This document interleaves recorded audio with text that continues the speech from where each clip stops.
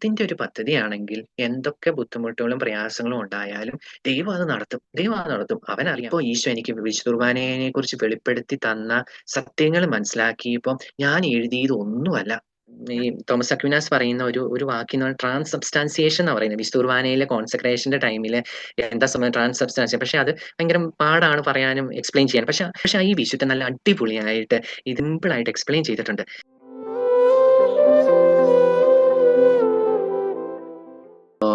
ഈശോ ഈ ഒരു വലിയൊരു അവസരം തരുന്നതിനെ ഓർത്ത് എല്ലാവർക്കും ഈശോയ്ക്ക് ആദ്യം നന്ദി പറയാം. നിങ്ങളെല്ലാവരും സന്തോഷമായിട്ടിരിക്കുന്നു എന്ന് വിചാരിക്കുന്നു. ഈശോയുടെ സ്നേഹവും കരുതലും ഒക്കെ ഓരോ ദിവസവും അനുഭവിച്ചറിയാൻ ഈശോ സഹായിക്കുന്നു എന്ന് വിചാരിക്കുന്നു. പിന്നെ ഈ ദിവസങ്ങളൊക്കെ പലപ്പോഴും ഇപ്പം ഓരോ സ്ഥലങ്ങളിലൊക്കെ ഓരോ സെഷൻസിനും ധ്യാനങ്ങൾക്കൊക്കെ ആയിട്ട് പോകുമ്പോൾ പലരും ഇങ്ങനെ പറയാറുണ്ട് നന്മ മരത്തിന്റെ കാര്യം, നന്മ മരം അവരെ ഒത്തിരി സഹായിക്കുന്നു എന്നൊക്കെ. അപ്പം എല്ലാത്തിനും നമുക്ക് ഈ ഒരു കമ്മ്യൂണിറ്റിക്ക് ഈശോ രൂപം നൽകിയ ഈ ഒരു കമ്മ്യൂണിറ്റിയെ ഓർത്ത് നമുക്ക് ഈശോയ്ക്ക് നന്ദി പറയാം. ഇന്ന് നമ്മള് പരിശുദ്ധ കുർബാനയുടെ തിരുനാളാണല്ലോ പ്രത്യേകമായിട്ട് ഇന്ന് ആചരിക്കുന്നത്. അപ്പം അതിനെക്കുറിച്ച് ഒന്ന് രണ്ട് കാര്യങ്ങൾ ഷെയർ ചെയ്യാനാണ് അച്ഛൻ ആഗ്രഹിക്കുന്നത്. നമുക്കറിയാം പരിശുദ്ധ കുർബാന ഈ തിരുനാൾ എങ്ങനെയാ ഉണ്ടായേന്ന് അറിയാമോ? ഈ തിരുനാള് എന്തുകൊണ്ടാ പരിശുദ്ധ കുർബാനയുടെ തിരുനാൾ ആദ്യമേ ഉണ്ടായിരുന്നില്ല അല്ലെ? എപ്പോഴാ ഇതുണ്ടായേ? എന്തുകൊണ്ടാ? ഏത് സാഹചര്യത്തിലാ? എന്തുകൊണ്ടാ ഈശോ ആഗ്രഹിച്ചത് ഇങ്ങനെ ഒരു തിരുനാൾ ഉണ്ടാവാൻ? അതിനെക്കുറിച്ച് ആദ്യം പറഞ്ഞിട്ട് പിന്നെ നമ്മൾ അടുത്ത ഇതിലേക്ക് കടക്കുന്നു. നമുക്ക് നമ്മുടെ സഭയില് പരിശുദ്ധ കുർബാനയുടെ തിരുനാൾ ഉണ്ടായിരുന്നില്ല. നമുക്കറിയാം പെസഹ വ്യാഴാഴ്ചയാണല്ലോ ഈശോ വിശുദ്ധ കുർബാന സ്ഥാപിച്ചത്.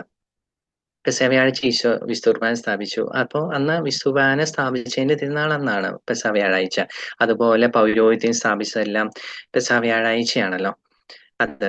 പക്ഷേ ഈ 13-ാം നൂറ്റാണ്ടിൽ എന്ന് പറഞ്ഞാൽ 1200-കളില് ബെൽജിയത്തെ ഒരു വിശുദ്ധ ജീവിച്ചിരുന്നു. ആ വിശുദ്ധയുടെ പേര് ജൂലിയാന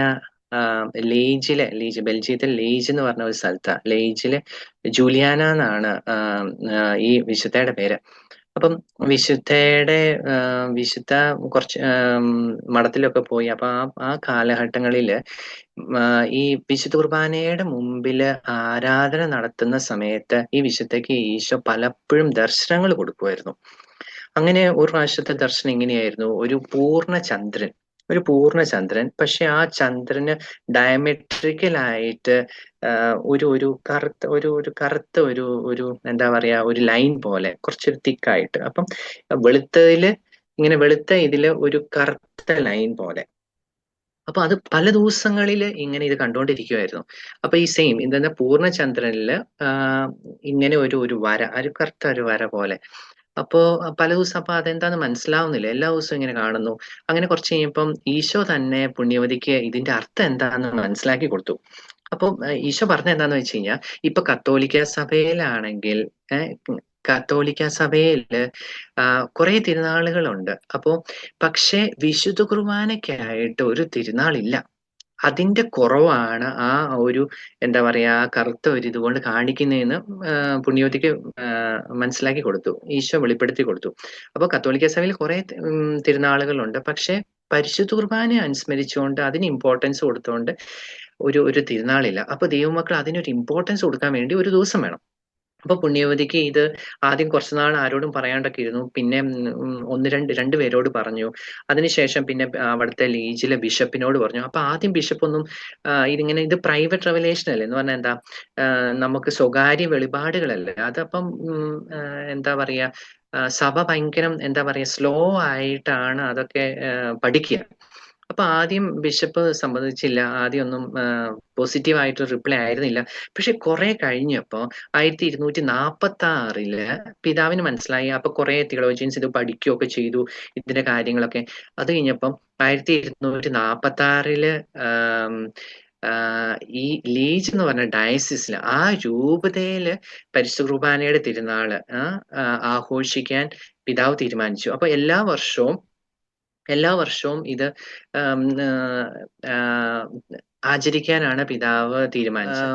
കുറച്ച് കഴിഞ്ഞപ്പോ പുണ്യവതിയുടെ ജീവിതത്തില് കുറേ ബുദ്ധിമുട്ടും. കാരണം സാധാരണ വിശുദ്ധരുടെ ജീവിതത്തിൽ അങ്ങനെയല്ല. കുറേ ഈശോയ്ക്ക് വേണ്ടി കുറേ ആത്മാക്കളെ നേടാൻ വേണ്ടി അതിന് കുറേ എന്താ പറയാ കോസ്റ്റ് ചെയ്യും. വില കൊടുക്കണം. അപ്പൊ കുറേ ബുദ്ധിമുട്ടുകളും പല മിസ്അണ്ടർസ്റ്റാൻഡിങ്സും അങ്ങനെയൊക്കെയായി സുപ്പീരിയേഴ്സിനായിന്ന്. അപ്പൊ അങ്ങനെ കുറേ വർഷങ്ങള് ഒത്തിരി ബുദ്ധിമുട്ടുകളിലൂടെയൊക്കെ കടന്നുപോയി. പക്ഷെ അതൊക്കെ ഒരുക്കുവായിരുന്നു. അത് കുറേ കഴിഞ്ഞ് കഴിഞ്ഞപ്പം ആഹ് ഇത് 1246-ലാണല്ലോ ഇങ്ങനെ ആ ലീജ് എന്ന് പറഞ്ഞ സ്ഥലത്ത് ഇങ്ങനെ വിശുദ്ധ കുർബാനയുടെ തിരുനാൾ ആചരിക്കാൻ പോകും. ആ രൂപതയിൽ മാത്രം വേറെ ഒരിടത്തും ഇല്ല. പക്ഷെ കുറെ കഴിഞ്ഞ് കഴിഞ്ഞപ്പം 1263 ഇറ്റലിയിലെ ഒരു സ്ഥലം ബൊൾസാനോ എന്ന് പറയും. ബൊൾസാനോ എന്ന് പറയുന്ന സ്ഥലത്ത് ഒരു ദിവ്യകാരുണ്യ അത്ഭുതം ഉണ്ടായി.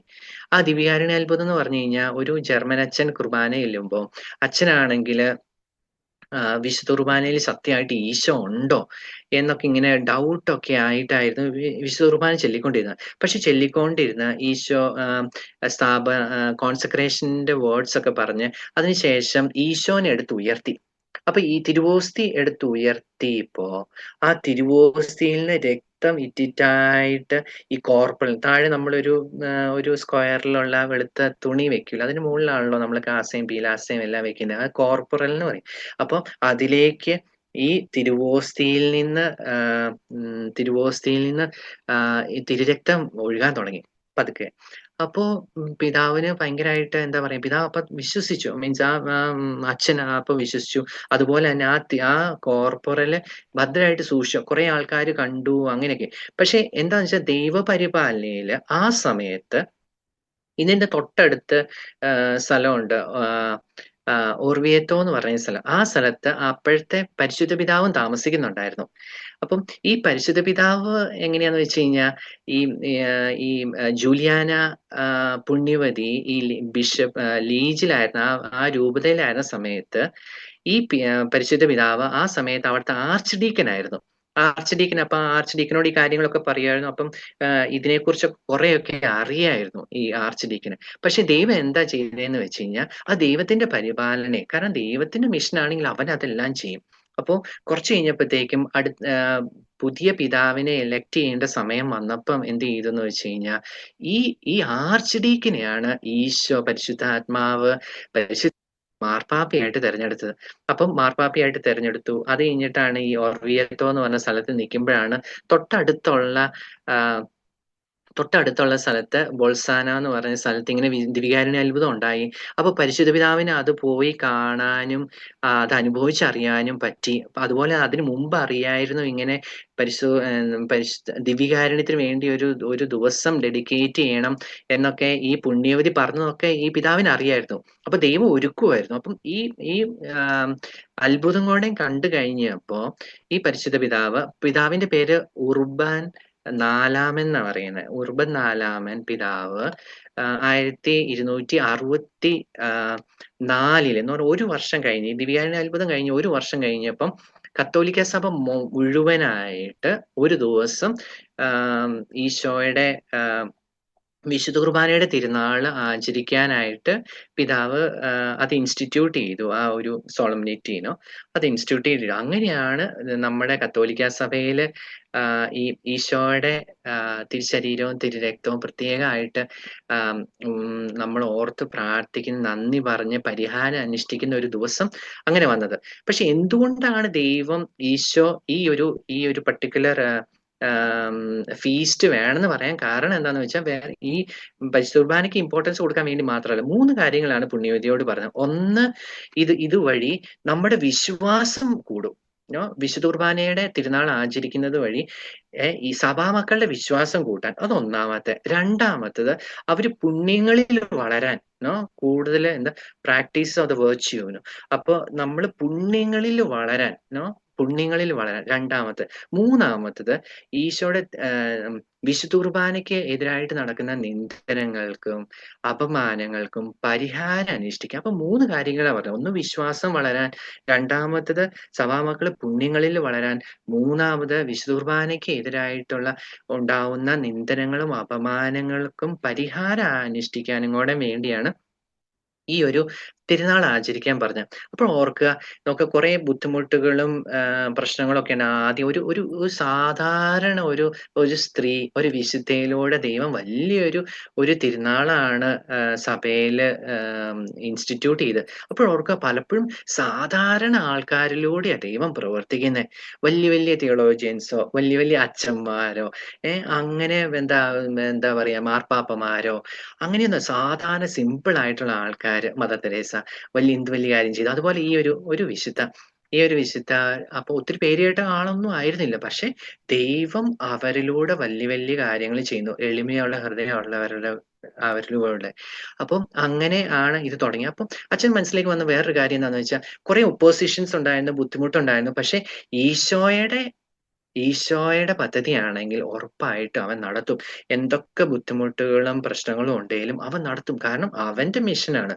അത് നമ്മുടെ മിഷനായിട്ട്, ഈശോയുടെ മിഷനാണെങ്കിൽ ഉറപ്പായിട്ട് അവൻ ചെയ്യും. അപ്പം എന്റെ അച്ഛന്റെ മനസ്സിലേക്ക് വന്ന ഒരു കാര്യാ, ഈശോയുടെ സഭയെ സ്ഥാപിച്ചത് എവിടെ വെച്ചാ? മീൻസ് നമ്മുടെ കത്തോലിക്കാ സഭയുടെ ഓക്കെ. കത്തോലിക്കാ സഭേനെ ഏറ്റവും കൂടുതൽ പീഡിപ്പിച്ചത് എവിടെ വെച്ചാ? നമുക്കറിയാം, ഏറ്റവും കൂടുതൽ ഈശോയുടെ മരണത്തിന് ശേഷം ഏറ്റവും കൂടുതൽ പീഡനങ്ങള്, ക്രൂര മർദ്ദനങ്ങള്, അങ്ങനെയൊക്കെ പെർസിക്യൂഷൻസ് ഏറ്റവും കൂടുതൽ ഉണ്ടായത് എവിടെ? റോമിലല്ലേ? റോമിലെ നീറോ ചക്രവർത്തിയും അപ്പൊ പല പല ചക്രവർത്തിമാര് ഭയങ്കരായിട്ട് പീഡനങ്ങളാണല്ലോ അഴിച്ചുവിട്ടത്. അപ്പൊ റോമിലാണ് ഏറ്റവും കൂടുതൽ ക്രിസ്ത്യാനികളെ പീഡിപ്പിച്ചത്. പക്ഷെ ഈശോ പറഞ്ഞിരുന്നു പത്രോസിനോട്, "പത്രോസേ, നീ പാറയാണ്. ഈ പാറമേൽ ഞാൻ എന്റെ പള്ളി പണിയും." ആരാ പറഞ്ഞത്? ഈശോയാ പറഞ്ഞത്. അപ്പം ഇപ്പം എവിടെയാ ഈ പള്ളി ഇരിക്കുന്നെ? എവിടെയാണ് കത്തോലിക്കാ സഭയുടെ ആസ്ഥാനം, അല്ലെങ്കിൽ സെന്റർ എന്ന് പറയുന്നത് എവിടെയാ? എവിടെയാ ഇരിക്കുന്നെ? അത് റോമില്. എവിടെ പിശാച് സഭയെ തകർക്കാൻ നോക്കിയോ, ആ സെയിം സ്ഥലത്ത് തന്നെ ദൈവം അവന്റെ സഭയെ സ്ഥാപിച്ചു. എവിടെ പിശാച് തകർക്കാൻ നോക്കിയോ, അവിടെ ദൈവം ആ സഭയെ സ്ഥാപിച്ചു. ശരിക്കും സെന്റ് പീറ്റേഴ്സ് ബസിലിക്ക പത്രോസിന്റെ ശവകുടീരത്തിന് മുകളിലാണല്ലോ. അപ്പം പത്രോസേ, നീ പാറയാകുന്നു. ഈ പാറമേൽ ഞാൻ എന്റെ സഭ സ്ഥാപിക്കും. അപ്പൊ അവിടെയാണ് ദൈവം. അപ്പൊ ദൈവത്തിന്റെ ഒരു പദ്ധതിയാണെങ്കിൽ എന്തൊക്കെ ബുദ്ധിമുട്ടുകളും പ്രയാസങ്ങളും ഉണ്ടായാലും ദൈവം അത് നടത്തും. ദൈവം അത് നടത്തും. അവനറിയാം. നമ്മള് ഒരു ഇൻസ്ട്രുമെന്റ്സ് മാത്രമാണല്ലോ. ഈശോ അതിനുള്ള എല്ലാ സാഹചര്യങ്ങളും റിസോഴ്സസും എല്ലാം ഈശോ തരും. ഓക്കെ. അങ്ങനെയാണ് ഈ വിശുദ്ധ കുർബാനയുടെ ഈ തിരുനാള് തുടങ്ങിയത്. അപ്പൊ 1264 ഈ തിരുനാള് സാർവത്രിക സഭയ്ക്കായിട്ട് ഉർബൻ 4-ാമൻ പാപ്പ സ്ഥാപിച്ചത്. അത് കഴിഞ്ഞിട്ട് അറിയാവോ, 2 മാസങ്ങൾക്ക് ശേഷം ഈ പിതാവ് മരിച്ചുപോയി. 2 മാസം. ഇത് സ്ഥാപിച്ചിട്ട് 2 മാസത്തിന് ശേഷം ഈശോ ഈ പിതാവിനെ വിളിച്ചു. അത് കഴിഞ്ഞിട്ട് പിന്നെ വന്ന കുറച്ച് നാള് ഒത്തിരി സ്ഥലത്തേക്ക് സ്പ്രെഡ് ആയില്ല. പക്ഷെ പിന്നെ വന്ന പിതാക്കന്മാർ അത് ഏറ്റെടുത്തു. ലോകം മൊത്തം സ്പ്രെഡായി. അപ്പോ അങ്ങനെയാണ് ഇത്. ഇപ്പം ശരിക്കും എങ്ങനെയാന്ന് വെച്ച് കഴിഞ്ഞാൽ, ഇപ്പം നമുക്കറിയാം, പരിശുദ്ധ ത്രിത്വത്തിന്റെ തിരുനാള് കഴിഞ്ഞിട്ട് വരുന്ന വ്യാഴാഴ്ച, കഴിഞ്ഞ ഞായറാഴ്ചയായിരുന്നല്ലോ പരിശുദ്ധ ത്രിത്വത്തിന്റെ തിരുനാള്. അപ്പോ അതുപോലെ നമ്മള് പന്തക്കുസ്തയായിട്ട് നോക്കിയാൽ നമ്മൾക്കറിയാം, ഈശോയുടെ ഉയർപ്പിന് ശേഷം 50-ാമത്തെ ദിവസമാണല്ലോ പന്തക്കുസ്ത. 60-ാമത്തെ ദിവസാണ് വിശുദ്ധ കുർബാനയുടെ തിരുനാള്.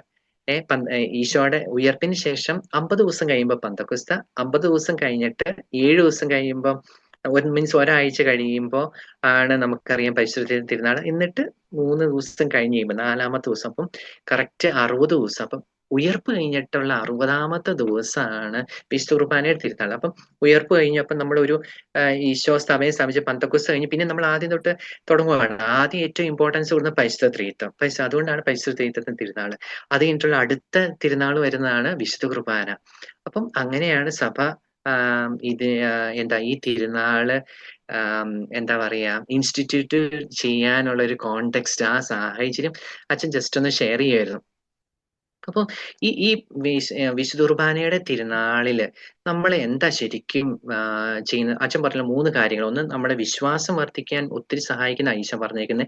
അതുപോലെ പുണ്യങ്ങളിൽ വളരാൻ, അതുപോലെ എന്താ ഈശോയുടെ എന്താ പറയാ വിശുദ്ധ കുർബാനയ്ക്കെതിരായിട്ട് നടക്കുന്ന നിന്ദനങ്ങൾക്കും അപമാനങ്ങൾക്കും പ്രായശ്ചിത്തായിട്ട് അങ്ങനെ. അപ്പൊ ഈ സമയത്ത് ഇപ്പൊ ഈ ഇൻസ്റ്റിറ്റ്യൂട്ട് ചെയ്ത് കഴിഞ്ഞപ്പം ഈ ഉർബൻ 4-ാമൻ പാപ്പയുടെ കൂടെ ഒരു വിശുദ്ധനും ഉണ്ടായിരുന്നു ആ സമയത്ത്. ആ കൂടെ പിതാവിനെ അക്കമ്പനി ചെയ്തുകൊണ്ട് ഒരു വിശുദ്ധനുണ്ട്. ആ വിശുദ്ധന്റെ പേര് തോമസ് അക്വീനാസ് എന്നായിരുന്നു. വലിയ പണ്ഡിതനാണ്.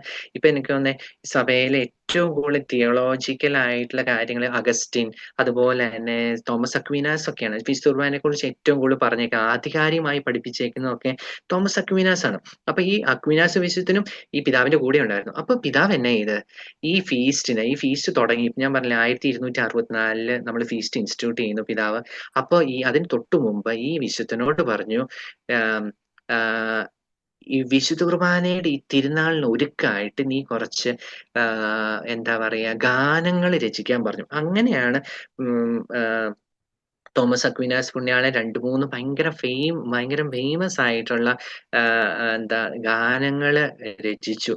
അതാണ് ഇപ്പം നമ്മൾ ലാറ്റിലെ താന്തും എർഗോ സാക്രമെന്റോ, അതൊക്കെ അതിന്റെയൊക്കെ അങ്ങനെ 3 പാട്ടുകള് അത് ഭയങ്കര ഫേമസ്. ഇപ്പോഴും നമ്മള് ആരാധനയ്ക്ക് ഇത് ഉപയോഗിക്കുന്നു.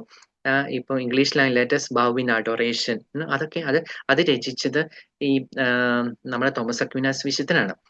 അപ്പം അതിപ്പോഴും ഉപയോഗിച്ചുകൊണ്ടിരിക്കുന്നു. നമുക്കറിയാം, നമ്മള് ആരാധനയ്ക്കൊക്കെ അവസാനം പ്രാർത്ഥിക്കുന്ന സ്വർഗത്തിൽ നിന്നാഗതമാം ആ പാട്ട്, എനിക്ക് തോന്നുന്നു ആബേലച്ചനാന്ന് തോന്നുന്നു അത് എഴുതിയേക്കുന്നത്. അത് ഈ ഈ പാട്ടിന്റെ അതിൽ നിന്ന് ഇൻസ്പിറേഷൻ എടുത്തോണ്ടാണ്, അത് മീൻസ് വേർഡ് ബൈ വേർഡ് അല്ല, ഇതിൽ നിന്ന് ഇൻസ്പിറേഷൻ എടുത്തോണ്ടാണ് പലതും വിശുദ്ധൻ എഴുതിയേക്കുന്ന പലതും അതിൽ ഉപയോഗിക്കുന്നുണ്ട്. അപ്പം ഇതിന്റെയൊക്കെ തുടക്കം ഇങ്ങനെയാണ്. ഓക്കെ. അപ്പൊ ഇനി അച്ഛൻ ഈ ഈ ഈ എന്താ ഈ ഈ തിരുനാളിന്റെ കുറച്ചുകൂടെ കാര്യങ്ങൾ പറയാൻ ആഗ്രഹിക്കുന്നു. നമുക്കറിയാം, ഈ തിരുനാളിൽ ശരിക്കും ഈശോ പറയാൻ ആഗ്രഹിക്കുന്നത്, ഞാൻ സത്യമായിട്ടും വിശുദ്ധ കുർബാനയിൽ ജീവിക്കുന്നു. എന്റെ മക്കളെ, വിശുദ്ധ കുർബാനയിലേക്ക് വാ. വിശുദ്ധ കുർബാനയിലേക്ക് വാ. അതുപോലെ ആ ദിവസങ്ങളിലാണ് നമ്മൾ യൂക്കറിസ്റ്റിക് പ്രൊസഷൻസ് ഒക്കെ നടത്തുന്നത്. ദിവ്യകാരുണ്യ പ്രദക്ഷിണം എന്ന് പറഞ്ഞാൽ എന്താ? ഈശോയുടെ മക്കളിലേക്ക് പോവുകയാണ്, മക്കളുടെ അടുത്തേക്ക് പോവുകയാണ്. അത് നമുക്ക് മത്തായിയുടെ സുവിശേഷം പറഞ്ഞില്ലേ, നിങ്ങളെ ലോകം എങ്ങും പോയി സുവിശേഷം. അപ്പൊ നമ്മൾ ഈശോനെയും കൊണ്ട് പോവുകയാണ്. ഈ തോമസ് അക്വീനാസ് വിശുദ്ധനാണെങ്കിൽ അച്ഛൻ പറഞ്ഞല്ലോ വിശുദ്ധ കുർബാനയെ കുറിച്ച് ഒത്തിരി എഴുതിയേക്കുന്നത്. അപ്പൊ ഇങ്ങനെ ഒരു ദിവസം പുണ്യാളനാങ്കില് വിശുദ്ധ കുർബാന അർപ്പിച്ചുകൊണ്ടിരിക്കുമ്പോ പിതാവിന് ഒരു ദർശനം ഉണ്ടായി, ഒരു വെളിപാടുണ്ടായി പിതാവിന്. അപ്പൊ കുറെ ഇങ്ങനെ പ്രാർത്ഥിച്ചു കുർബാന കഴിഞ്ഞു കഴിഞ്ഞപ്പോ പിതാവ് വിശുദ്ധനാങ്കില് വേറെ അച്ഛനോട് പറഞ്ഞു, ഞാൻ ഇനി എന്റെ എഴുത്തെല്ലാം നിർത്തുവാണ്. കാരണം എന്താന്ന് വെച്ചാൽ ഞാൻ എഴുതിയതെല്ലാം വെറും വൈക്കോല് പോലെയാണ്, ഒരു സ്ട്രോ പോലെയാണ്. എന്താ, ഇപ്പൊ ഈശോ എനിക്ക് വിശുദ്ധ കുർബാനയെ കുറിച്ച് വെളിപ്പെടുത്തി തന്ന സത്യങ്ങൾ മനസ്സിലാക്കിയപ്പോ ഞാൻ എഴുതിയതൊന്നുമല്ല എന്ന് പിതാവ് വേറെ അച്ഛനോട് പറഞ്ഞു. എന്ന് പറഞ്ഞാൽ എല്ലാം എഴുതി കഴിഞ്ഞിട്ടാണ് എന്ന് പറഞ്ഞാൽ പിതാവ് പറഞ്ഞ, അപ്പൊ ഈ ഒന്നുമല്ല. പക്ഷെ ഇപ്പൊ കത്തോലിക്ക സഭയിലാണെങ്കിൽ ഇപ്പം എഴുതിയത് തന്നെ ഭയങ്കര അടിപൊളിയാണ്. അപ്പം അത് കഴിഞ്ഞിട്ടാണ് പിതാവ് പറയുന്നത്, എന്താ, ഈ ഒന്നുമല്ല, വെറും വൈക്കോലാണ്. എന്താ, അതിന്റെ സത്യങ്ങൾ ശരിക്കും ആ കുർബാനയിൽ ഈശോ അത് അനുഭവിച്ചറിയാനുള്ള കൃപ കൊടുത്തു. അങ്ങനെ അത് കഴിഞ്ഞിട്ട് പുണ്യവാളനാങ്കില് ഈ സുമ്മ തിയോളോജിയ എന്ന് പറയും. അപ്പൊ അതില് 9 അത്ഭുതങ്ങള് വിവരിക്കുന്നുണ്ട് വിശുദ്ധ കുർബാനയെ കുറിച്ച്. അതിനെ ബേസ് ചെയ്താണ് അച്ഛൻ ഇന്ന് നിങ്ങളോട് സംസാരിക്കാൻ ആഗ്രഹിക്കുന്നത്. 9 അത്ഭുതങ്ങള് വിശുദ്ധ കുർബാനയെ. കാരണം നമ്മൾ ഈ വിശുദ്ധ കുർബാനയുടെ തിരുനാൾ ആഘോഷിക്കുമ്പോ എന്താ, ഈശോ വിശുദ്ധ കുർബാനയിൽ സത്യമായിട്ട് എന്ന് പറഞ്ഞാൽ ഈശോയുടെ ശരീരവും രക്തവും ആത്മാവും ദൈവത്വവും അതിലുണ്ടെന്നാണ് ഈശോ പഠിപ്പിച്ചേക്കുന്നത്, കത്തോലിക്ക സഭ പഠിപ്പിക്കുന്നത്. അപ്പൊ വിശുദ്ധ കുർബാനയിൽ ഈശോയുടെ ശരീരവും രക്തവും ആത്മാവും ദൈവത്വവും ഈശോ പൂർണ്ണമായിട്ട് വിശുദ്ധ കുർബാനയിലുണ്ട്. അപ്പൊ അതിന്റെ തിരുനാളാണ് വിശുദ്ധ കുർബാനയുടെ തിരുനാൾ. അപ്പം ഈ വിശുദ്ധം പറയുന്നത് എന്താന്ന് വെച്ച് കഴിഞ്ഞാൽ, ഈ വിശുദ്ധ കുർബാനയില് 9 അത്ഭുതങ്ങൾ നടക്കുന്നുണ്ട്. 9 അത്ഭുതങ്ങൾ. അപ്പൊ അതിനെക്കുറിച്ച് ജസ്റ്റ് ഒന്ന് അച്ഛൻ ഷെയർ ചെയ്യാം. ഒന്നാമത്തെ അത്ഭുതം പുണ്യാളം പറയുന്നത് എങ്ങനെയാണ്, വിശുദ്ധ കുർബാനയില് അപ്പത്തിന്റെ കീഴിൽ ഈശോ സത്യമായും ഈ സൃഷ്ടാവായ ദൈവം ആ അപ്പത്തിന്റെ ഉള്ളിൽ വസിക്കുന്നു. ഒന്നാമത്തേത്, അപ്പത്തിന്റെ ഉള്ളില് സൃഷ്ടാവായ ദൈവം സന്നിഹിതനായിരിക്കും. ഒന്നാമത്തെ അതാ പുണ്യാളം പറയുന്നത്. രണ്ടാമത്തെ പുണ്യാളം പറയുന്നത് എന്താന്ന് വെച്ച് കഴിഞ്ഞാൽ, ഇപ്പം അതിന് പുണ്യാളം ഉപയോഗിക്കുന്ന 2 കാര്യങ്ങൾ ഇങ്ങനെ സത്ത, അപ്പം സബ്സ്റ്റൻസും ആക്സിഡൻസ് എന്നൊക്കെ പറയും. അപ്പൊ പുണ്യാളം പറയുന്നതെന്ന് വെച്ചാൽ, അപ്പത്തിന്റെ ആ ഒരു പൂർണ്ണമായും മാറി ഈശോയുടെ ശരീരമാകുന്നു. അപ്പം അപ്പത്തിന്റെ സത്ത മാറി ഈശോയുടെ ശരീരമാകുന്നു. അപ്പം ആ ശരീരം എന്ന് പറയുന്നത് മാതാവിന്റെ ഉദരത്തിൽ ഉണ്ടായ അതേ ഈശോയുടെ അതേ ശരീരമാണ് ഈ അപ്പത്തിന്റെ ആ സത്തയ്ക്ക് അകത്ത് വരുന്നത്. അത് രണ്ടാമത്തെ അത്ഭുതമായിട്ട് പറയുന്നു. മൂന്നാമത്തെ പറയുന്നത് എന്താന്ന് വെച്ച് കഴിഞ്ഞാൽ പുണ്യാളൻ പറയുന്നത് ഈ ഈ ഈ ഈ അപ്പത്തിന്റെ സത്ത മാത്രമേ മാറുന്നുള്ളൂ. ബാക്കിയൊന്നും മാറുന്നില്ല. എന്ന് പറഞ്ഞാൽ രൂപങ്ങളും ഭാവഭേദങ്ങളും ഒന്നും മാറുന്നില്ല. പക്ഷെ അതിന്റെ സത്ത പൂർണ്ണമായിട്ട് മാറുന്നു. അപ്പത്തിന്റെ എല്ലാ സത്തയും പോയിട്ട് അതിന്റെ രൂപം മാത്രം നിന്ന് പക്ഷെ സത്ത മൊത്തം ഈശോടെയാണ്. പക്ഷെ രൂപഭാവഭേദം എല്ലാം അപ്പത്തിന്റേത് പോലെ. അതാണ് മൂന്നാമത്തെ അത്ഭുതം. സാധാരണ ഒരിക്കലും നടക്കില്ലാത്തതുകൊണ്ടാണല്ലോ അത് അത്ഭുതം എന്ന് പറയുന്നത്. മൂന്നാമത്തായിട്ട് പറയുന്നത്. നാലാമത്തെ പറയുന്നത് എന്താന്ന് വെച്ച് കഴിഞ്ഞാൽ ഈ ഓരോ ഈ വിശുദ്ധ കുർബാനയ്ക്കുള്ളിലും ഈശോയുടെ ഒരു ചെറിയൊരു പാട്ടല്ല, ഈശോ മൊത്തായിട്ടുണ്ട്. ഈശോ മൊത്തായിട്ടുണ്ട്. എന്ന് പറഞ്ഞാൽ ഈശോയുടെ ശരീരം, രക്തം, ആത്മാവ്, ദൈവത്വം ഈശോ മൊത്തായിട്ടാണ് ചെറിയൊരു വിശുദ്ധ കുർബാനയാണെങ്കിലും അതില് പ്രസന്റ് ആയിട്ടിരിക്കുന്നത്. ഇതാണ് നാലാമത്തെ അത്ഭുതമായിട്ട് പുണ്യാളൻ പറയുന്നത്. അഞ്ചാമത്തെ പുണ്യാളൻ പറയുന്നത് എന്താന്ന് വെച്ച് കഴിഞ്ഞാൽ ഈ വിശുദ്ധയൊക്കെ ഉണ്ടോ അവിടെയെല്ലാം അതേ ഈശോ സന്നിഹിതനാണ്. അപ്പം ഒരു സ്ഥലത്ത് സാധാരണ മനുഷ്യർ ഒരു സ്ഥലത്ത് മാത്രമാണല്ലോ പറ്റുള്ളൂ. പക്ഷെ ഈ വിശുദ്ധം പറയുന്ന വിശുദ്ധ കുർബാന എവിടെയൊക്കെ ഉണ്ടോ കോൺസെൻട്രേറ്റ് ചെയ്തിട്ടുണ്ടോ അവിടെ എല്ലാം ഒരേ സമയത്ത് ഈശോ പൂർണ്ണമായും പ്രസന്റ് ചെയ്യുന്നുണ്ട്, സന്നിഹിതനായിട്ടിരിക്കുന്നുണ്ട്. അതുപോലെ ആറാമത്തെ അത്ഭുതം പറയുന്നത് ഇപ്പൊ വിശുദ്ധ കുർബാന അതിന്റെ കുഞ്ഞി പീസിലും വലിയ പീസിലും എല്ലാത്തിലും എല്ലാ പാട്ടുകളിലും ഈശോ മുഴുവനായിട്ടുണ്ട്. ഇപ്പം ഇപ്പം നമ്മൾ വിശുദ്ധ കുർബാന ഒരു തിരുവോസ്തി വട്ടത്തിലുള്ള ഒരു തിരുവോസ്തി നമ്മൾ മുറിച്ച് കൊടുക്കുവാണെങ്കിൽ ആ മുറിച്ച ഒരു പീസിൽ തന്നെ ആയാൽ അത് ഈശോനെ പകുതിയായിട്ട് മുറിക്കപ്പെടുന്നില്ല. ആ ആ ഒന്നിലും മുഴുവനായിട്ട് ഈശോ ഉണ്ടെന്നാണ്. അതാണ് ആറാമത്തെ അത്ഭുതമായിട്ട് പറയുന്നത്. ഏഴാമത്തെ അത്ഭുതം പുണ്യാളൻ പറയുന്നത് ഇതാണ്. നമ്മള് സാധാരണ എന്തെങ്കിലും സാധനം കഴിച്ചു കഴിഞ്ഞു കഴിഞ്ഞാൽ അത് കുറഞ്ഞു വരില്ലേ? നമ്മൾ എന്തെങ്കിലും കഴിക്കുവാണെങ്കിൽ കുറഞ്ഞു വരില്ലേ? അപ്പൊ പുണ്യാളൻ പറയുന്നത് എന്താന്ന് വെച്ചാൽ ഇത് ഒരിക്കലും കുറയുന്നില്ല. ഒരിക്കലും കുറയുന്നില്ല. ഈശോ ഒരിക്കലും കുറയുന്നില്ല.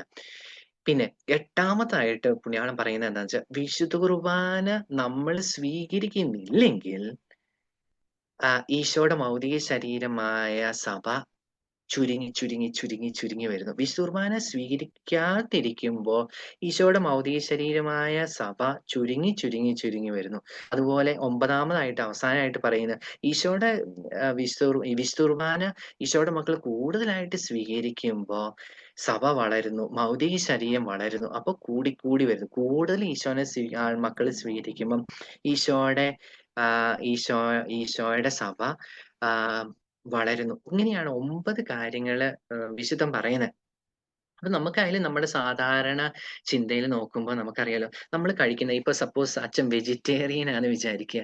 അച്ഛൻ വെജിറ്റേറിയൻ ഭക്ഷണം കഴിക്കുമ്പോ എന്താ കഴിക്കുന്നത്? ചിലപ്പോ ചോറും കുറച്ച് പച്ചക്കറികളൊക്കെ അല്ലേ കഴിക്കുന്നേ? ചോറും പച്ചക്കറിയും കഴിക്കുന്നത്. പക്ഷെ അത് എന്റെ ശരീരം എന്താ ചെയ്യുന്നേ? ആ ചോറിനെയും പച്ചക്കറിനെയും പല ഇതാക്കുന്നു.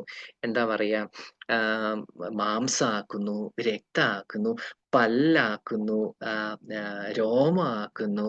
അങ്ങനെ പല പല എന്താ പറയാ എല്ലാക്കുന്നു. ഇതെല്ലാം പക്ഷെ ഞാൻ ഇതൊന്നും അല്ലല്ലോ കഴിച്ചത്. എല്ലല്ല കഴിച്ചത്, രോമമല്ല കഴിച്ചത്, മാംസമല്ല കഴിച്ചത്, പല്ലല്ല കഴിച്ചത്. പക്ഷെ എന്റെ ശരീരത്തിന് ഈ കഴിക്കുന്നതിനെ മാറ്റാൻ എന്റെ ശരീരത്തിന് കഴിവുണ്ടെങ്കിൽ അതിനേക്കാൾ എത്ര അധികമായിരിക്കും ദൈവത്തിന് പറ്റുന്നത്.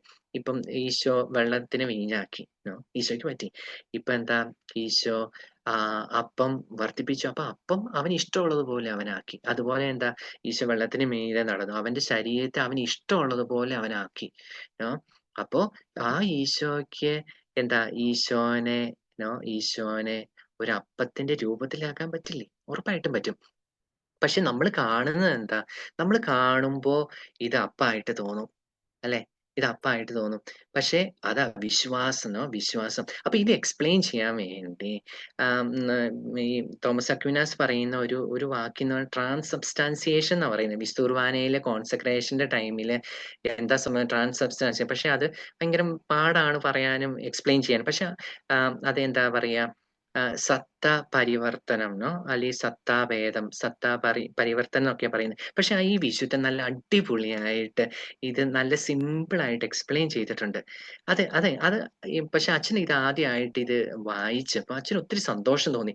ഈ ആം, നമ്മള് ഈ ഈശോയുടെ രഹസ്യങ്ങള് ആഹ് വിശുദ്ധ ഗ്രന്ഥം വെച്ച് തന്നെ വ്യാഖ്യാനിക്കുന്നതാണ് ഏറ്റവും അടിപൊളി. വിശുദ്ധ ഗ്രന്ഥം വഴി വ്യാഖ്യാനിക്കുന്നത്. അപ്പൊ ഇത് പറയാൻ വേണ്ടി അച്ഛന് എടുക്കാൻ ഇന്ന് ആഗ്രഹിക്കുന്നത് ഉൽപ്പത്തിയുടെ പുസ്തകമാണ്. ഉൽപ്പത്തിയുടെ പുസ്തകം 27-ാം അധ്യായം. ഉൽപ്പത്തിയുടെ പുസ്തകം 27-ാം അധ്യായം. അതിൽ കാണുന്നത് എന്താന്ന് വെച്ച് കഴിഞ്ഞാൽ യാക്കോബ് ഇസ്ഹാക്ക് അനുഗ്രഹം കൊടുക്കുന്നതാ. ഉൽപ്പത്തിയുടെ പുസ്തകം 27-ാം അധ്യായം. യാക്കോബിന് അനുഗ്രഹം കൊടുക്കുന്ന ഇസ്ഹാക്ക്. അപ്പൊ നമുക്ക് അതിന്റെ കോണ്ടെക്സ്റ്റ് അറിയാം. ആഹ് ഇസ്ഹാക്കിന് ഇസ്ഹാക്കിന് പ്രായായി. കണ്ണിന് കാഴ്ചയൊക്കെ നഷ്ടപ്പെട്ടു. അങ്ങനെ അപ്പൊ മൂത്ത മോന് ഏശാവിനെയായിരുന്നു ഇസ്ഹാക്കിന് ഒത്തിരി കാര്യം. അപ്പം ഏശാവിനെ വിളിച്ചിട്ട് പറഞ്ഞു, എനിക്ക് വയസ്സായി എപ്പഴാ മരിക്കാന്ന് അറിഞ്ഞുകൂടാ. പക്ഷെ അതുകൊണ്ട് നീ പോയി വേട്ടയാടിയിട്ട് കുറച്ച് ഇറച്ചിയൊക്കെ കൊണ്ടുവാ. എന്നിട്ട് നന്നായിട്ട് പാകം ചെയ്ത് കൊണ്ടുവരിക. അപ്പം മരിക്കുന്നതിന് മുമ്പ് ഞാൻ നിന്നെ അനുഗ്രഹിക്കാം. അപ്പൊ ഇതൊക്കെ കേട്ടോണ്ട് ആഹ് റബേക്ക നിൽക്കുന്നുണ്ടായിരുന്നു. അപ്പൊ റെബേക്കയ്ക്കാണെങ്കില് ഇസ്ഹാക്കിനോടായിരുന്നു താല്പര്യം കൂടുതല്. അപ്പം ഇസ്ഹാക്കിനോട് പറഞ്ഞു, ഇങ്ങനെ അപ്പനിങ്ങനെ ഏശാവിനോട് പറഞ്ഞത് ഞാൻ കേട്ടു. അതുകൊണ്ട് നീ ഒരു കാര്യം ചെയ്യ്. നീ പോയി 2 ആട്ടിൻകുട്ടീനെയൊക്കെ പിടിച്ചിട്ട് വാ. ഞാൻ നന്നായിട്ട് ഭക്ഷണമൊക്കെ ഉണ്ടാക്കി തരാം. അത് കഴിഞ്ഞിട്ട് നീ ഇത് പിതാവിന് കൊണ്ടോയി കൊടുക്ക്. അപ്പൊ നിനക്ക് അനുഗ്രഹം കിട്ടും. അപ്പൊ പറഞ്ഞു, അപ്പൊ എനിക്ക് അതിന്റെ ശാപം കിട്ടില്ലേ? ഞാൻ തെറ്റാണല്ലോ ചെയ്യുന്നേ. ഞാൻ ഏശാവല്ലെന്ന് അറിഞ്ഞ് കഴിയുമ്പോ അപ്പൊ പറഞ്ഞു, അതെ, അത് ഞാൻ ഏറ്റെടുത്തോളാം. അപ്പൊ നീ എങ്ങനെയാലും പോകാൻ പറഞ്ഞു.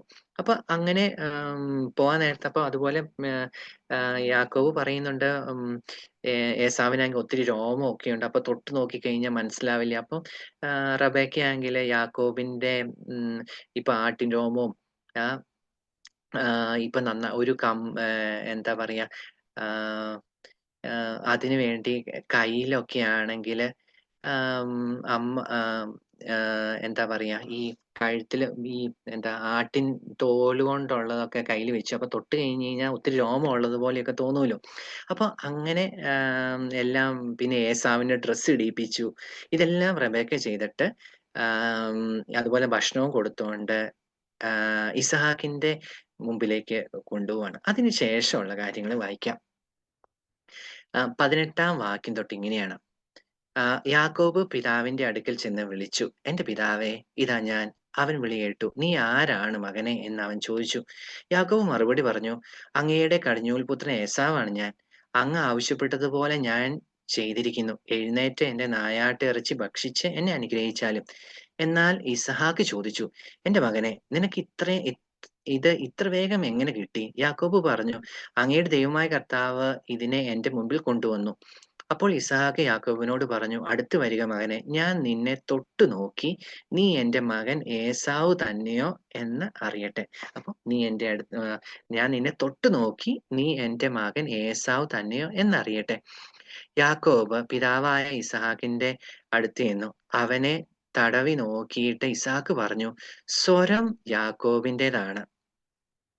യാക്കോബിന്റേതാണ്, എന്നാൽ കൈകൾ ഏസാവിന്റേതും. ഇസഹാക്ക് അവനെ തിരിച്ചറിഞ്ഞില്ല. കാരണം അവന്റെ കൈകൾ സഹോദരനായ ഏസാവിന്റെ കൈകൾ പോലെ രോമം നിറഞ്ഞതായിരുന്നു.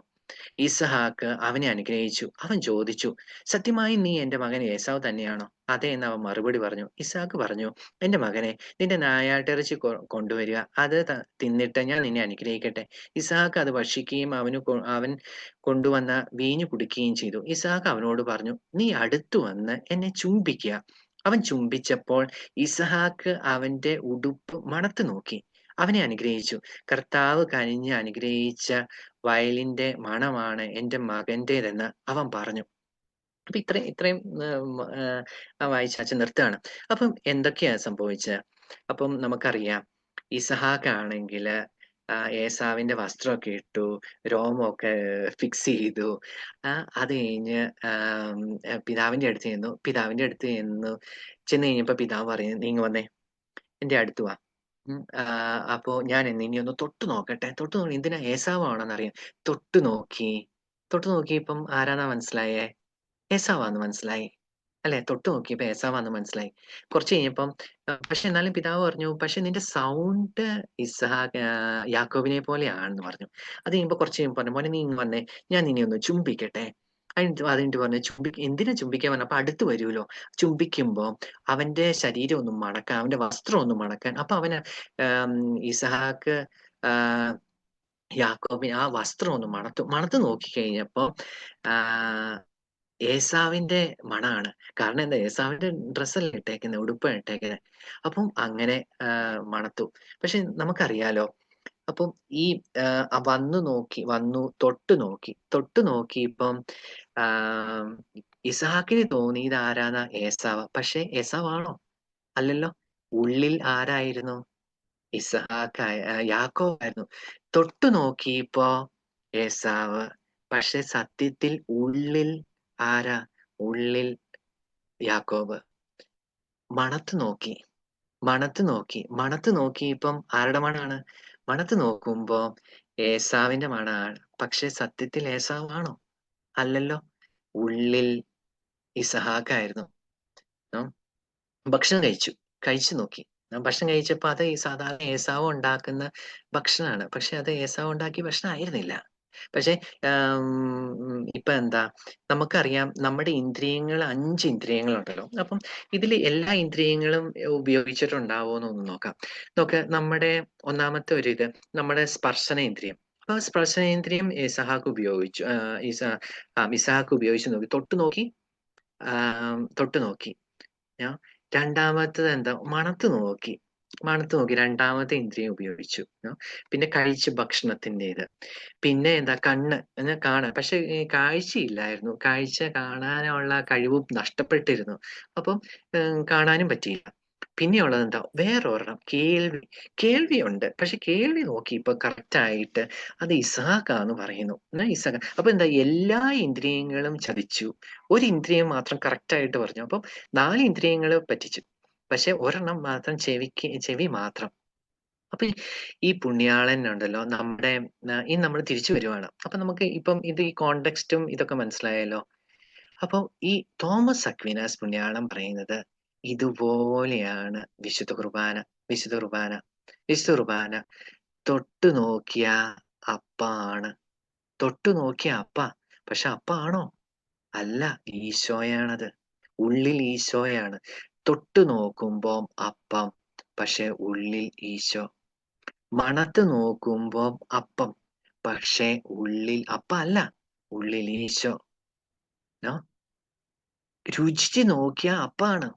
രുചിച്ച് നോക്കിയ അപ്പാണ്. പക്ഷെ അപ്പാണോ? അല്ല.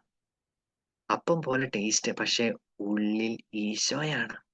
ഉള്ളിൽ ഈശോയാണ്. പിന്നെ കാഴ്ച. കണ്ടു കഴിഞ്ഞാ അപ്പം. കണ്ടു കഴിഞ്ഞാ അപ്പാണ്. പക്ഷെ അപ്പാണോ? അല്ല, ഉള്ളിൽ ഈശോയാണ്. പിന്നെ ആകെ ഒരു ഇന്ദ്രിയാണുള്ള, കേൾവി. നോ അപ്പൊ കാണുമ്പോൾ അപ്പം, തൊടുമ്പോൾ അപ്പം, മണക്കുമ്പോൾ അപ്പം, രുചിക്കുമ്പോൾ അപ്പം. വിശുദ്ധ കുർബാന അങ്ങനെ തന്നെയാണ്. പക്ഷെ കേൾക്കുമ്പോ വിശുദ്ധ കുർബാനയുടെ സമയത്ത് ഈശോ വൈദികനിലൂടെ പറയുന്നത് എന്താ? ഇത് എന്റെ ശരീരമാകുന്നു. അത് ആരുടെ വാക്കാ? ഈശോയുടെ വാക്കാ. അപ്പൊ വാക്ക് മാത്രം ഈശോയുടെ. വാക്ക് മാത്രം ഈശോയുടെ. വാക്ക് മാത്രം ഈശോയുടെ. ബാക്കിയെല്ലാം നമുക്ക് മനസ്സിലാവുന്ന രീതിയിലല്ല. വാക്ക് മാത്രം ഈശോയുടെ. അപ്പം തൊടുമ്പോ അപ്പായിട്ട് തോന്നും. മണക്കുമ്പോ അപ്പായിട്ട് തോന്നും. നോക്കുമ്പോ അപ്പായിട്ട് തോന്നും. രുചിക്കുമ്പോ അപ്പായിട്ട് തോന്നും. പക്ഷെ ശ്രവിക്കുമ്പോ മാത്രം മനസ്സിലാവും ഇത് ഈശോയുടെ വാക്കാണ്. ഈശോയുടെ വാക്കാണ്. ഇതാണ് എന്താ പറയാ സംഭവിക്കുന്ന വിശുദ്ധ കുർബാനയില്. അപ്പം തോമസ് അക്വീനാസ് വിശുദ്ധൻ പറയുന്നത് എന്താണെന്നറിയോ? ഈ യാക്കോബ് അല്ല, ഇസഹാക്ക് എന്ന് പറയുന്നത് നമ്മുടെ എന്താ പറയാ, നമ്മൾ ഈ ഭൗതിക കാര്യങ്ങൾക്കൊക്കെ വേണ്ടി കൂടുതൽ ശ്രദ്ധിക്കുന്ന നമ്മുടെ എന്താ പറയാ, നമ്മുടെ തലത്തെയാണ് പറയുന്നത്. യാക്കോബ് എന്ന് പറഞ്ഞാൽ പുറമേ ഉള്ളതിനെയൊക്കെ നോക്കുന്നു. പുറമേ ഉള്ളതിനെ നോക്കുന്നു. യാക്കോബല്ല, ഇസ്ഹാക്ക്.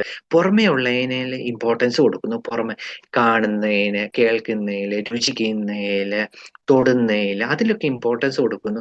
അതാണ് നമ്മുടെ ഭൗമിക മനുഷ്യനോ അതാണ് ഇസ്ഹാക്കിനെ സൂചിപ്പിക്കുന്നത്. പക്ഷെ റബേക്കയാണെങ്കിൽ എല്ലാം എന്താ പറയാ വിശ്വാസത്തിൽ കാണുന്നു. ഉള്ളിൽ ഇന്റീരിയർ മനുഷ്യൻ, അല്ലെങ്കിൽ നമ്മുടെ ആത്മാവ്, അതാണ് റബേക്ക. അത് സത്യം. ഇപ്പൊ ഇസാക്കിന് മനസ്സിലായത് എന്താ, ഇത് ഏസാവാണ്. പക്ഷെ റബേക്കയ്ക്ക് അറിയാം പുറത്ത് ഏസാവാണെങ്കിലും അകത്ത് ആള് ഇസഹാക്കാണ്. സോറി, അകത്ത് ആള് യാക്കോബാണ്. പുറത്ത് ഏസാവാണെങ്കിലും അകത്ത് യാക്കോബാന്ന് റബേക്കയ്ക്ക് അറിയാം. പക്ഷെ ഇസഹാക്കിന് അറിയില്ല. അതുപോലെയാ ഈ ഇപ്പൊ ഇതിന്റെ എക്സ്റ്റേണൽ എന്ന് പറഞ്ഞാൽ അപ്പം, അതിന്റെ എക്സ്റ്റേണൽ കാര്യങ്ങൾ അപ്പം. പക്ഷെ ഉള്ളിൽ ഉള്ളില് ശരിക്കും ഈശോ, ഉള്ളില് ഈശോ. അപ്പൊ ഇങ്ങനെയാണ് തോമസ് അക്വീനാസ് വിശുദ്ധൻ ഈ ഒരു രൂപാന്തരീകരണ സത്താഭേദ അല്ലെങ്കിൽ സത്താ രൂപാന്തരീകരണത്തെ വിശേഷിപ്പിക്കുന്നത്. അപ്പൊ അതുകൊണ്ട് അച്ഛൻ പറഞ്ഞില്ലേ ഒരു 3 പാട്ടുകള് ഈ ഉർബൻ നാലാമൻ പറഞ്ഞപ്പം എഴുതി എന്ന് പറഞ്ഞില്ലേ. അപ്പൊ അതില് ഇപ്പൊ ഈ അഡോറേഷൻ, ആരാധനയ്ക്ക് ഉപയോഗിക്കുന്ന ഒരു ഇതാണ് താന്തം എർഗോ സാക്രമെന്റ്. അപ്പൊ അതില് പറയുന്ന ഒരു 2 വാക്യം ഇങ്ങനെയാണ്: census senses cannot grasp this marvel. Faith must serve to compensate. എന്ന് പറഞ്ഞാൽ എന്താ എന്ന് പറഞ്ഞാൽ നമ്മുടെ ഇന്ദ്രിയങ്ങൾക്ക് ഈ ഒരു അത്ഭുതത്തെ മനസ്സിലാക്കാൻ പറ്റില്ല. നമ്മുടെ ഇന്ദ്രിയങ്ങള് ഈ അത്ഭുതം മനസ്സിലാക്കാൻ എന്താ പറയാ പറ്റാണ്ട് പോകുന്നു. പക്ഷെ നമ്മുടെ വിശ്വാസം അതിനെ അതിജീവിക്കുന്നു എന്ന്. നമ്മുടെ ഇന്ദ്രിയങ്ങള് ഈ ഒരു അത്ഭുതം മനസ്സിലാക്കാൻ വിട്ടുപോകുന്നു. പക്ഷെ നമ്മുടെ വിശ്വാസം അതിനെ അതിജീവിക്കണം.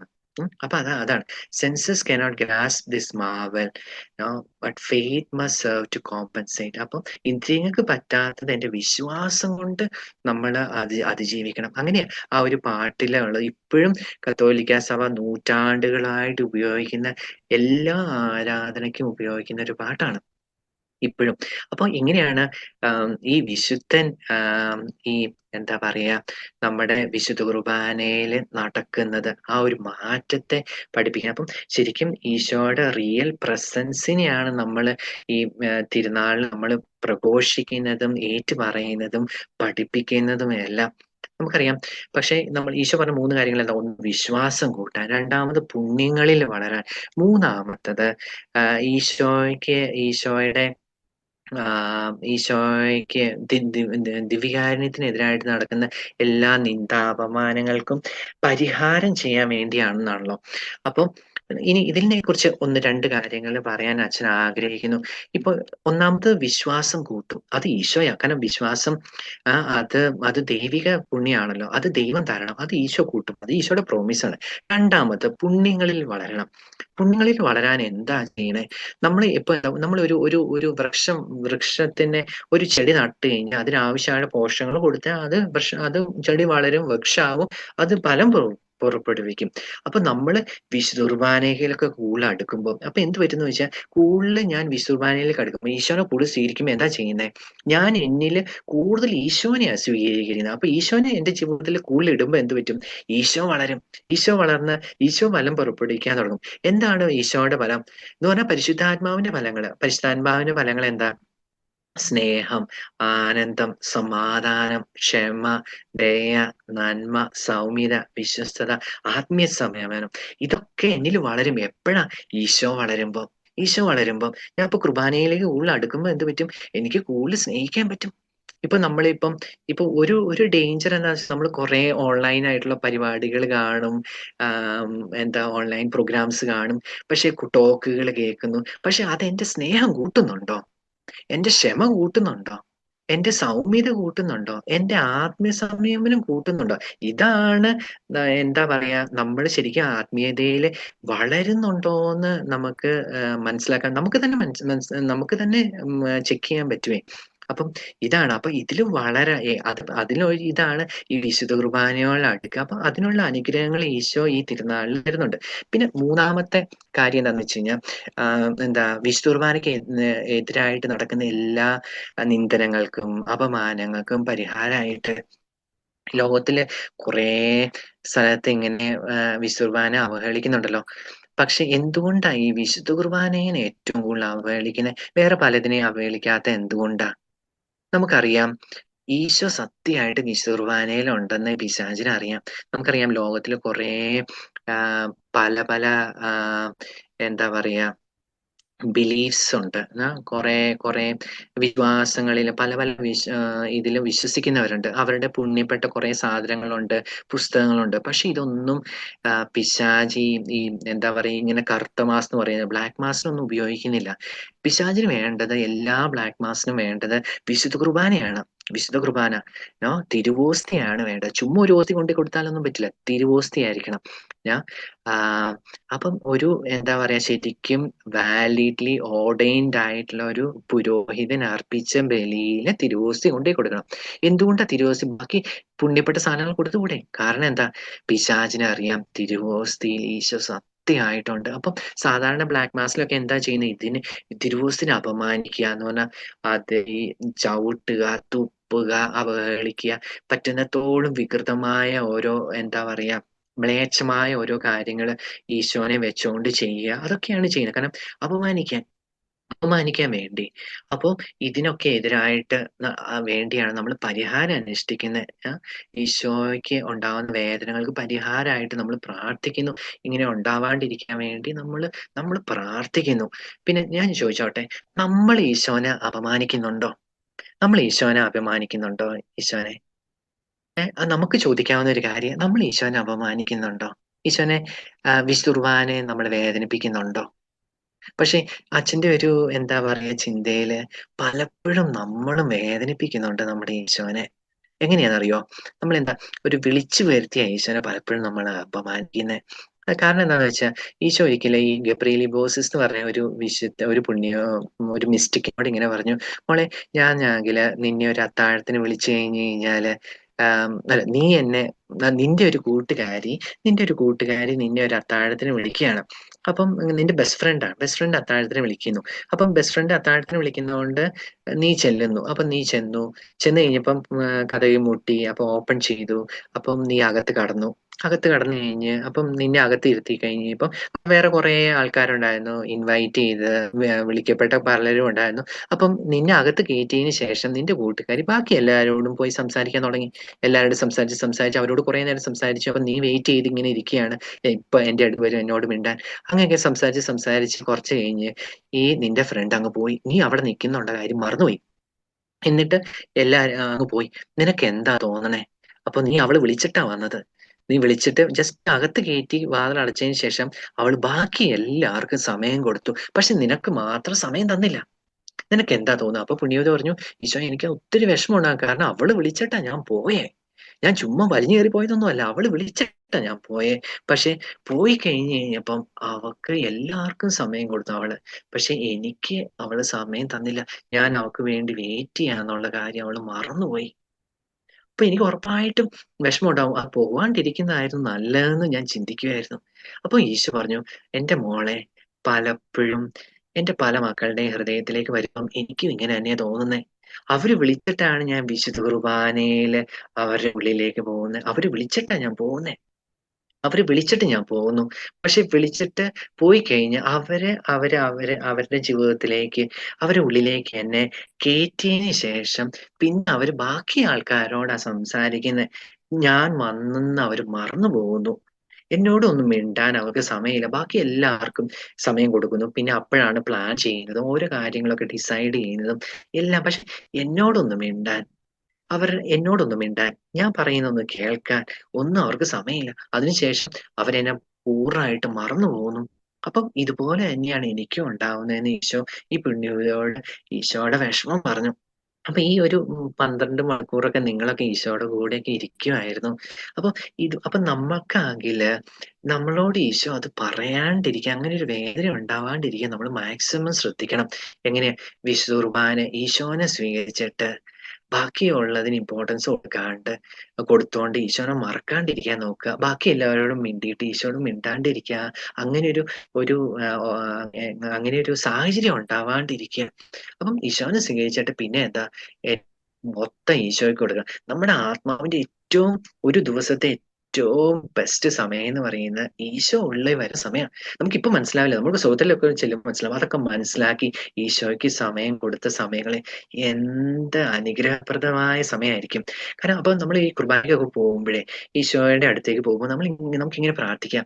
ആത്മാവിനോട് ഇങ്ങനെ പറയാം. നമുക്ക് പറയാലോ, ആത്മാവേ നിനക്ക് ഏറ്റവും പ്രിയപ്പെട്ട സമയം വരികയാണ്. നീ ഈശോനെ എടുക്കുന്ന സമയം. ഈശോ നിന്റെ ഉള്ളിലേക്ക് വരുന്ന സമയം ആവുക. നീയും നമ്മള് എല്ലാം, ഞാനും ഈശോയും ഒന്നാവുന്ന സമയം. അപ്പം ഇങ്ങനെ നമുക്ക് പറയാലോ, എന്റെ ആത്മാവേ നോ എന്റെ ആത്മാവേ നിനക്ക് ഏറ്റവും സന്തോഷകരമായ സമയം വരുന്നു. അപ്പൊ നടന്നു പോകും. അപ്പൊ നമ്മളെന്താ, ആ ഈശോനെ സ്വീകരിക്കാനുള്ള ആ ഒരു എന്താ പറയാ, ആ ലോങ്ങിങ് കൂടും. അപ്പൊ നമ്മൾ ശരിക്കും അപ്പം ഈശോനെ നമ്മൾ സ്വീകരിച്ചു കഴിയുമ്പം ഈശോനെ സ്വീകരിച്ചപ്പം അപ്പൊ ഈശോ എന്റെ ഉള്ളിൽ വന്നു. ഈശോനെ ഞാൻ തൊട്ടു. അപ്പൊ അതൊക്കെ നമ്മൾ മനസ്സിലാക്കുന്നു. അപ്പൊ എന്താ, ഓരോ വിശുദ്ധ കുർബാനയും ഒരു എക്സ്പീരിയൻസ് ആവും. ഒരു എക്സ്പീരിയൻസ് ആവും. പിന്നെ നമുക്കറിയാം, നമ്മൾ വിശുദ്ധ കുർബാനയ്ക്ക് വേണ്ടി എന്തോ ഒരു സമയം കൊടുത്തോ, അത് ഒരിക്കലും ഒരു കുറവാവില്ല. പിന്നെ നമ്മൾ വിചാരിക്കാത്ത രീതിയിലായിരിക്കും നമ്മുടെ ജീവിതത്തിൽ ഈശോ അനുഗ്രഹങ്ങൾ തരുന്നത്. ഇപ്പം അച്ഛന്റെ ജീവിതത്തിലായാലും ഇപ്പം അച്ഛൻ എല്ലാ ദിവസവും ഒക്കെ കുർബാനയ്ക്കൊക്കെ പോകാൻ തുടങ്ങിയത് 10ാം ക്ലാസ് വെച്ചൊക്കെ. അപ്പൊ അതുവരെ ഫുൾ ടൈം ഇങ്ങനെ ക്രിക്കറ്റ് കളിച്ചും അങ്ങനെയൊക്കെയായിരുന്നു നടന്നുകൊണ്ടിരുന്നത്. അപ്പം എല്ലാ ദിവസവും വീട്ടിൽ വരുമ്പോൾ വഴക്കാണ്, ഒന്നും പഠിക്കുന്നില്ല, ഫുൾ ടൈം ക്രിക്കറ്റ് കളിയാണ്. അപ്പം എല്ലാ ദിവസവും സാധാരണ വൈകുന്നേരം സ്കൂളിൽ കഴിഞ്ഞ് വന്നിട്ട് കളിക്കാൻ പോകും. അത് കഴിഞ്ഞിട്ട് കളിച്ചുകൊണ്ടിരിക്കും. ഈ പന്ത് കാണാൻ പറ്റാത്തിടത്തോളം സമയം ഇങ്ങനെ ക്രിക്കറ്റ് കളിച്ചുകൊണ്ടിരിക്കുമായിരിക്കും. കാരണം പിന്നെ ക്രിക്കറ്റ് കളിക്കാൻ പറ്റില്ലല്ലോ. അങ്ങനെയൊക്കെയായിരുന്നു അച്ഛന്റെ ജീവിതം. അപ്പൊ എല്ലാ സമയത്തും ഇങ്ങനെ പേരൻസ് ഒക്കെ വിളിക്കും, തിരിച്ചു വരാനൊക്കെ, കളി നിർത്തി വരാൻ. പക്ഷെ അപ്പോഴൊക്കെ ആദ്യമൊന്നും കേൾക്കില്ലായിരുന്നു. പിന്നെ അടിയൊക്കെ കിട്ടുന്നൊക്കെ ഓർത്ത് അങ്ങനെയൊക്കെയായിരുന്നു വരുന്നത്. അപ്പൊ അങ്ങനെയൊക്കെയായിരുന്നു ജീവിതം. പക്ഷെ കുറച്ച് കഴിഞ്ഞ് അപ്പൊ ആ സമയത്തൊക്കെ എല്ലാ എല്ലാ സബ്ജക്ട്സിലും ഒന്ന് പാസ്സായി കഴിഞ്ഞാൽ എന്താ പറയാ, എല്ലാ സബ്ജക്ട്സും ഒന്ന് പാസ്സാവണം എന്നൊക്കെയായിരുന്നു അച്ഛന്റെ ആഗ്രഹം. അപ്പൊ ഒരു റാങ്ക് ഒക്കെ ഒരു 50 പേരിൽ 40 ഒക്കെ. അപ്പൊ എല്ലാം ഒന്ന് പാസ്സായാൽ മതി. പക്ഷെ 10ാം ക്ലാസ് ആയപ്പോ തൊട്ട് എല്ലാ ദിവസവും പള്ളിയിൽ പോകാൻ തുടങ്ങിയപ്പം ഈശോ അച്ഛൻ അറിയാണ്ട് തന്നെ അച്ഛനെ മാറ്റി. അപ്പം ക്രിക്കറ്റ് കളിക്കാനൊക്കെ താല്പര്യമൊക്കെ കുറച്ചൊക്കെ കുറഞ്ഞു. പക്ഷെ പഠിക്കാനൊക്കെ തുടങ്ങി. പക്ഷേ എന്താ പഠിക്കുന്നതൊക്കെ എന്താ പറയാ, അറിയില്ല. എങ്ങനെയൊക്കെയോ പഠിക്കാനൊക്കെ പറ്റുന്നു. അപ്പം റാങ്കുകളൊക്കെ മാറുന്നു. അപ്പം ഇങ്ങനെ 10ാം ക്ലാസ് ഒക്കെ ആയപ്പോഴേ 40 ആയിരുന്ന റാങ്കൊക്കെ ഏകദേശം ഒരു 10, 15 അങ്ങനെ ഒരു റേഞ്ചിലേക്കൊക്കെ ഈശോ കൊണ്ടുവന്നു. അപ്പൊ അതിനുശേഷം അപ്പം ഞാൻ അറിയാണ്ട് തന്നെ ഈശോയോട് കുറച്ചുകൂടെ സ്നേഹവും ഒരു പേഴ്സണൽ റിലേഷൻഷിപ്പ് ഒക്കെ കൊണ്ടുവന്നു. ഈശോയോട് സംസാരിക്കാനും അങ്ങനെ ഒരു കൂട്ടുകാരനെ പോലെ അങ്ങനെയൊക്കെ ഇതൊക്കെ കൊണ്ടുവന്ന അച്ഛന്റെ ഒരു പ്രയത്നമല്ല. പക്ഷെ വിശുദ്ധ കുർബാനയിലേക്ക് പോകാൻ തുടങ്ങിയപ്പോഴാണ്. അപ്പൊ അച്ഛൻ പറഞ്ഞു വന്നത് എന്താന്ന് വെച്ച് കഴിഞ്ഞാൽ, നമ്മൾ വിശുദ്ധ കുർബാനയിലേക്ക് അടുക്കുമ്പോ നമുക്ക് ഒന്നിനും ഒരു കുറവും ഉണ്ടാവില്ല. അത് പറയാൻ വേണ്ടിയാ. നമുക്ക് ഒന്നിനും ഒരു കുറവുണ്ടാവില്ല. അതുപോലെ തന്നെ നമ്മുടെ ജീവിതത്തിൽ നടക്കുന്നത് എന്താന്ന് വെച്ചാൽ എല്ലാം അത്ഭുതമായിരിക്കും. നമ്മൾ ആ ഒരു രീതിയിൽ കാണാൻ പറ്റും നമുക്ക്. എല്ലാം അത്ഭുതം. ഇപ്പം അച്ഛൻ ജസ്റ്റ് കൺക്ലൂഡ് ചെയ്യണം. അതിനു മുമ്പ് ജസ്റ്റ് ഒരു കാര്യം, ഇപ്പം കഴിഞ്ഞ ദിവസങ്ങളിൽ നടന്ന ഒരു കാര്യമാണ്. നമ്മൾ ഈശോയ്ക്ക് വേണ്ടി സമയം കൊടുക്കുമ്പോൾ ഒന്നിനും ഒരു കുറവുണ്ടാവില്ല. കാരണം നമ്മുടെ ഈശോ ജീവിക്കുന്ന ദൈവമാണ്. ഷെയർ ചെയ്യുന്ന ഒരു കാര്യം. കഴിഞ്ഞ ദിവസം അച്ഛനാണെങ്കിൽ ഇപ്പം ഇങ്ങനെ ജീസസ് യൂത്തിലൊക്കെ ആക്റ്റീവാണ്. അപ്പൊ ഇവിടെ ഞങ്ങള് ഒരു യൂറോപ്യൻ മിഷനായിട്ട് കുറച്ച് രാജ്യങ്ങളിൽ പോകാനുണ്ടായിരുന്നു. അപ്പൊ അങ്ങനെ പോയപ്പോൾ ഒരു ദിവസം ഒരു 1 ഡേ പ്രോഗ്രാം ഓസ്ട്രിയയിലെ വിയനയിൽ വെച്ചായിരുന്നു. അപ്പൊ രാവിലെ തൊട്ട് വൈകുന്നേരം പ്രോഗ്രാംസ് ആണ്. അപ്പം കുർബാന കഴിഞ്ഞപ്പോൾ കുറേ പേർക്ക് കുമ്പസാരിക്കണം എന്നുണ്ടായിരുന്നു. അപ്പൊ പിള്ളേര് അപ്പൊ കുമ്പസാരിക്കാൻ വേണ്ടി വന്നു. അപ്പൊ അവർക്ക് ആവശ്യമുള്ള സമയങ്ങൾ, അപ്പൊ കുമ്പസാരം കുറേ സമയം എടുത്തു. അപ്പം തീർന്നില്ല. അപ്പൊ കുമ്പസാരത്തിന് അപ്പം ആ സമയത്തായിരുന്നു ലഞ്ചൊക്കെ. അപ്പൊ ജസ്റ്റ് ഒരു പിസ്സയുടെ ഒരു ചെറിയൊരു പീസും കുറച്ച് വെള്ളം മാത്രം കുടിച്ച് അപ്പൊ പെട്ടെന്ന് ഒരു 2, 3 മിനിറ്റ് കൊണ്ട് കഴിക്കാലോ. അങ്ങനെ കഴിച്ച് കഴിഞ്ഞിട്ട് കുമ്പസാരമൊക്കെ ആയിരുന്നു. വൈകുന്നേരമായി. പിന്നെ കുറച്ച് സെഷൻസ് എടുക്കണം. അപ്പൊ അതെല്ലാം കുറച്ചെല്ലാം ലേറ്റായി. അപ്പൊ വൈകുന്നേരം 5:15 ആയപ്പോഴാണ് എല്ലാം കഴിഞ്ഞത്. അച്ഛനാണെങ്കിൽ അവിടുന്ന് പിന്നെ പിറ്റേ ദിവസം ജർമ്മനിയിൽ ഒരു സ്ഥലത്ത് വരണമായിരുന്നു. അപ്പം ഇങ്ങനെ ബസ്സിലാണ് പോകുന്നെ. രാത്രി ബസ്സിലായിരുന്നു അപ്പൊ പോകുന്നെ. അപ്പൊ 5:50-നായിരുന്നു ബസ്. അപ്പൊ അതിന് തൊട്ട് മുമ്പ് എത്തി. അപ്പൊ ഞാൻ ഓർത്തു അവിടുന്ന് എന്തെങ്കിലും വാങ്ങിക്കാന്നൊക്കെ ഓർത്തു കഴിക്കാൻ. പക്ഷെ വാങ്ങിക്കാൻ സമയം കിട്ടിയില്ല. കാരണം എല്ലാം ലേറ്റ് ആയിരുന്നോണ്ട് കറക്റ്റ് ബസ്സൊക്കെ കിട്ടി കഴിഞ്ഞിട്ട് അപ്പൊ ഞാൻ ഓർത്തു ആദ്യം എവിടെയാണ് ബസ് നിർത്തുന്നെ അങ്ങനെ നിർത്തൂല രാത്രി. ആദ്യത്തെ സ്ഥലത്ത് പോയി കഴിക്കാം. അപ്പൊ അത് ജർമ്മനിയിൽ എൻ്റർ ചെയ്തിട്ട് അവിടെ ഒരു സ്ഥലത്ത് കൊണ്ടുപോയി നിർത്തി. അവിടെ അപ്പൊ അച്ഛൻ പുറത്തിറങ്ങി എന്തെങ്കിലും സാധനം വാങ്ങിക്കാന്ന്. കാരണം രാവിലെ ബ്രേക്ക്ഫാസ്റ്റ് കഴിഞ്ഞിട്ട് അങ്ങനെയൊന്നും കഴിച്ചില്ലല്ലോ. ജസ്റ്റ് ഒരു ഇത്തിരി കഴിച്ചോളൂ. അപ്പം വിശക്കുന്നും ഉണ്ടായിരുന്നു. അപ്പൊ പോയി എന്തെങ്കിലും കട നോക്കി. അപ്പൊ എന്താന്ന് വെച്ചാ ഈ ബസ് കൊണ്ടുപോയി നിർത്തിയേക്കുന്നത് അതിന്റെ തൊട്ടടുത്ത് ഒന്നും ഉണ്ടായില്ല. വേറെ ഒന്നും ഉണ്ടായിരുന്നില്ല. ഒരു കടകളും ഉണ്ടായില്ല. അപ്പൊ ഒത്തിരി വിഷമത്തോടെ അച്ഛനപ്പൊ ഓർത്തു ഞാനപ്പൊ വട്ടണിലേക്ക് ഇരിക്കണല്ലോ. അപ്പം ബസ്സിൽ കേറി വന്നു. ബസ്സിൽ കേറി വന്നിട്ട് ആഹ് കേറി വന്ന് ഇങ്ങനെ പ്രാർത്ഥിച്ചു ഈശോയെ എന്തെങ്കിലും ഒന്ന് കഴിക്കാൻ കിട്ടിയിരുന്നെങ്കിൽ. അപ്പം ബസ്സിൽ അച്ഛൻ ഇരിക്കുക. അപ്പൊ ഒരു അമ്മച്ചി അച്ഛന്റെ അടുത്ത് ഇത് ഇങ്ങനെ പ്രാർത്ഥിച്ച് ഒരു മിനിറ്റ് കഴിഞ്ഞില്ല. വന്നിട്ട് ചോദിച്ചു ഇങ്ങനെ അച്ഛാ അല്ല അച്ഛനാണോന്ന് ചോദിച്ചു ആദ്യം. ഞാൻ പറഞ്ഞു അതെ. അപ്പൊ ആ അമ്മച്ചി ആദ്യം പറഞ്ഞത് ഇങ്ങനെയാണ്.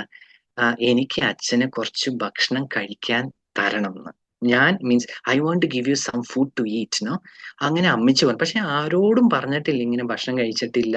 ഒരു ഭക്ഷണം കിട്ടിയിരുന്നെങ്കിൽന്ന് ആകെ ഈശോയോട് മാത്രം പറഞ്ഞോളൂ. പക്ഷെ ഈ അമ്മച്ചീനെ ഈശോ തോന്നിപ്പിച്ച് അമ്മച്ചി വന്നിട്ട് ആദ്യം ചോദിക്കുന്നത് എന്താ അച്ഛനാണോ? രണ്ടാമത് I want to give you some food. അത് കഴിഞ്ഞ് അപ്പൊ എനിക്ക് ഒത്തിരി കാരണം ഈശോ നമ്മുടെ കുഞ്ഞി കാര്യം പോലും നോ ശ്രദ്ധാലുവാണ്. നമ്മുടെ കുഞ്ഞി കാര്യങ്ങളിൽ പോലും ഈശോ ശ്രദ്ധാലുവാണ്. അപ്പം ഇത് പറഞ്ഞുകൊണ്ട് അച്ഛൻ കൺക്ലൂഡ് ചെയ്യണം. അപ്പം നമ്മൾ ഇന്ന് കണ്ടതെന്താ? നമ്മുടെ ഈശോ ജീവിക്കുന്ന ദൈവമാണ്. ജീവിക്കുന്ന ദൈവമാണ്. ഈ ലോകത്തിൽ ഒത്തിരി ആൾക്കാര് ഈശോനെ വേദനിപ്പിക്കുന്നുണ്ട്. ഈശോനെ വേദനിപ്പിക്കും. പക്ഷെ നമ്മളും അങ്ങനെ ആവരുതെന്നാണ് ഈശോ ആഗ്രഹിക്കുന്നത്. അതുകൊണ്ടാണല്ലോ നിങ്ങളെല്ലാരും വന്നിരിക്കുന്നത്. വന്നി